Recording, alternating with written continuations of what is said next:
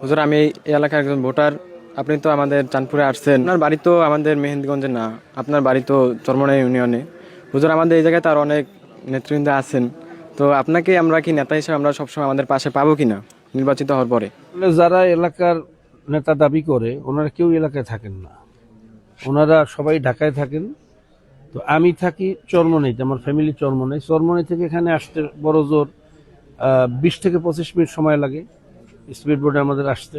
আর যারা ঢাকায় থাকে, এলাকায় একটা দুর্ঘটনা ঘটলে ওনাদের আসতে হেলিকপ্টার ছাড়া আসতে হইলে অন্তত 7-8 ঘন্টা 10 ঘন্টা সময় নিচে আর পারতেছে না।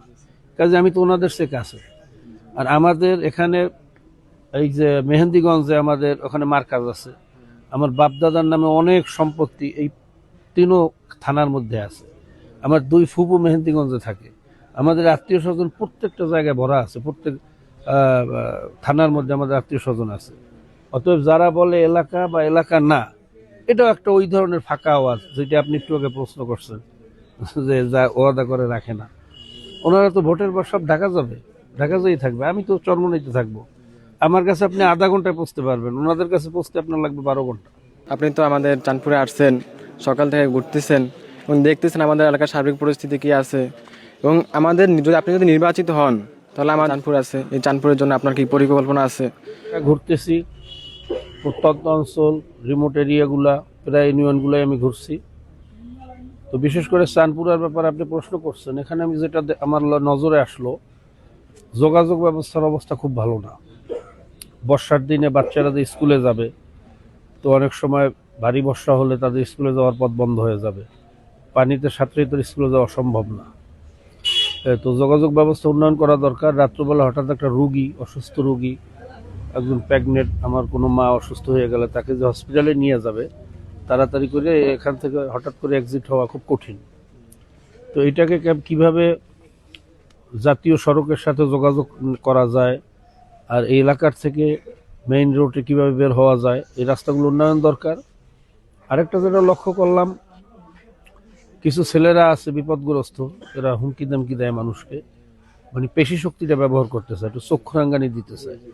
তা আমার এটা সবচেয়ে বড় কমিটমেন্ট, ইনশাআল্লাহ, যে আমরা বিজয় হই, প্রত্যেকটা জনগণ থাকবে সমান, কেউ কার উপর পেশি শক্তি ব্যবহার করতে পারবে না। কে কোন দলের, কে দল করে কে করে না, এর কোনো ভেদাভেদ থাকবে না। যে মানুষ, প্রত্যেকটা মানুষ সমান অধিকার পাবে। আর বিশেষ করে এখানে 30-40% শিক্ষার হার, আমি যতটুকু খোঁজ নিলাম। তো শিক্ষার হারকে কীভাবে 100% নিয়ে আসা যায়, না ভবিষ্যৎ প্রজন্ম শিক্ষা ছাড়া চলতে পারবে না। যে জমানা আসতেছে, শিক্ষার বাইরে চলার কোনো সুযোগ থাকবে না, সব অনলাইন বেজ, এমনকি লেনদেন ব্যাংকিং বাজারঘাট অনলাইন বেজ হয়ে যাইতেছে। সেক্ষেত্রে শিক্ষার প্রয়োজন। তো এটা কীভাবে 100% নিয়ে আসা যায়, সেই চেষ্টা আমার থাকবে ইনশাআল্লাহ। 54 বছরে যে নেতৃত্ব পাইছি বাংলাদেশে, ওনারা রাজনৈতিক যে একটা ইশতেহার দেয়, ইশতেহারটা একটা ফাঁকা বলিতে পরিণত হয়। এরা যেটা বলে জনগণের সাথে কমিটমেন্ট দেয়, ক্ষমতায় গেলে সবই ভুলিয়ে যায়। এমনকি এলাকার মানুষের কোনো খবর নেওয়ার সুযোগ ওনারা পায় না। এটা আমাদের জন্য দুঃখজনক। আমি আশা করব সকল রাজনীতিবিদদেরকে এই ট্রেডিশন থেকে বের হয়ে আসার জন্য। কারণ মানুষকে মিথ্যা আশ্বাস দেওয়া, ওয়াদা ভঙ্গ করা, এইটা আল্লাহ পাকের আরশ কাঁপিয়ে যায়। মসজিদ ভাঙ্গার সমান, মানুষের মন ভাঙ্গা মানে মসজিদ ভাঙ্গার সমান। আমাদের এই মেহেন্দিগঞ্জ, এটা তো বরিশাল সদর থেকে নদী বিচ্ছিন্ন একটা এলাকা, মানে তর বিচ্ছিন্ন নদী মাতৃক একটা এলাকা। তো আপনি যদি আমাদের এখানে নির্বাচিত হন, তাহলে আপনি আমাদের জন্য কি করবেন, আমরা কিভাবে সড়কের সাথে কানেক্ট হতে পারি, এই বিষয়ে যদি একটু বলতেন। এটা দুইটা বিষয়, একটু আগে আমি বলছি যে আসলে যোগাযোগ বিচ্ছিন্ন, এটা জাতীয় সড়কের সাথে কিভাবে সংযুক্ত করা যায় সেই ব্যাপারে আমাদের সর্বোচ্চ প্রচেষ্টা থাকবে। আরেকটা সমস্যা হলো নদী বেষ্টিত এলাকা হওয়ার কারণে একটা দ্বীপ এলাকা বলা যায়, চতুর্পাশে নদী ভাঙ্গনের সমস্যা আছে।